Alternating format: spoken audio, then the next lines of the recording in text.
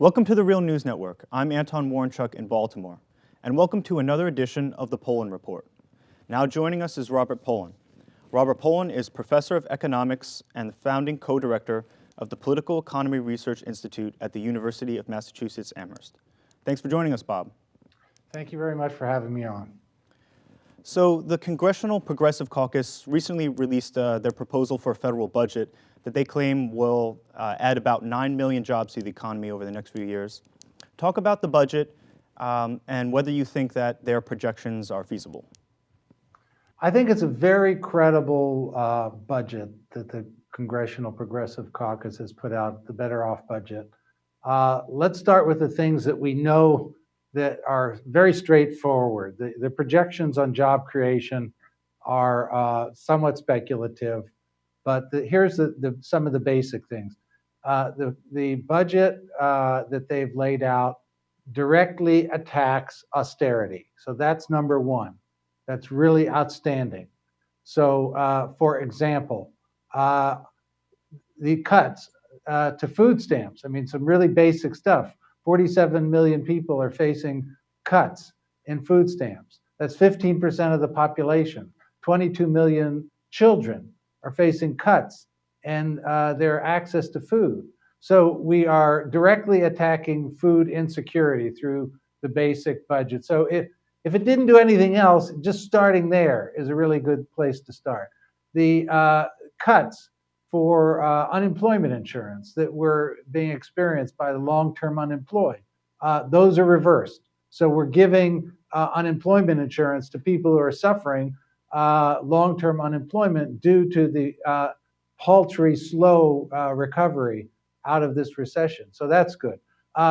Pensions for public sector workers, including military workers. The cuts that were enacted under the sequester are reversed. Spending on infrastructure, spending on schools, spending on healthcare, spending on the green economy, all of those things are expanding, not contracting, under the congressional budgets, Better Off budgets. So all of those things are really critical. They're all moving in the right direction. Now, if you spend more money in these areas, obviously you have to pay for them somehow. So what do they do in terms of taxes?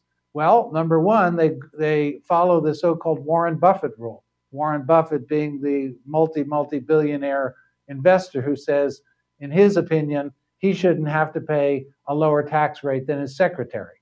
And so effectively, they are enacting the Warren Buffett rule by saying that the taxes that are paid on capital income have to be equivalent to taxes paid by people working for a living.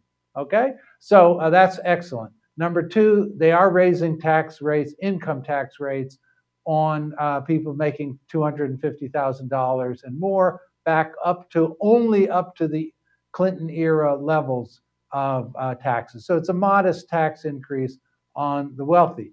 Third, they're enacting a financial transaction tax, a tax on every single trade in the financial markets, a very, very modest tax, but that tax can generate a lot of money. They're closing loopholes for the fossil fuel industry. Oil, coal, natural gas are still being subsidized while they're burning up the earth. So we have that going on. And on top of that, we have a carbon tax so that every time fossil fuel companies emit carbon into the atmosphere that is causing climate change, they have to pay for doing so. And the money gets rebated back to middle income and lower income families. So that's how they are able to spend more on meeting social needs and pay for it. The net result is that the deficit actually goes down. So the projection that they have, which I think is a credible projection, is that over time the deficit will be actually at a lower level as a share of the economy, as a share of GDP, than it has been on average over the last 50 years.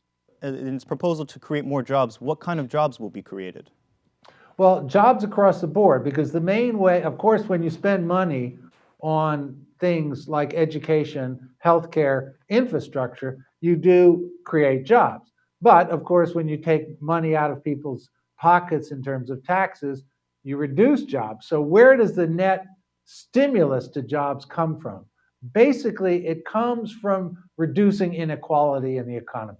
Because obviously, what we see is we're spending more on meeting basic social needs, healthcare, food security, family security, education, infrastructure, and essentially we're taking the money out of the wealthy and Wall Street speculation.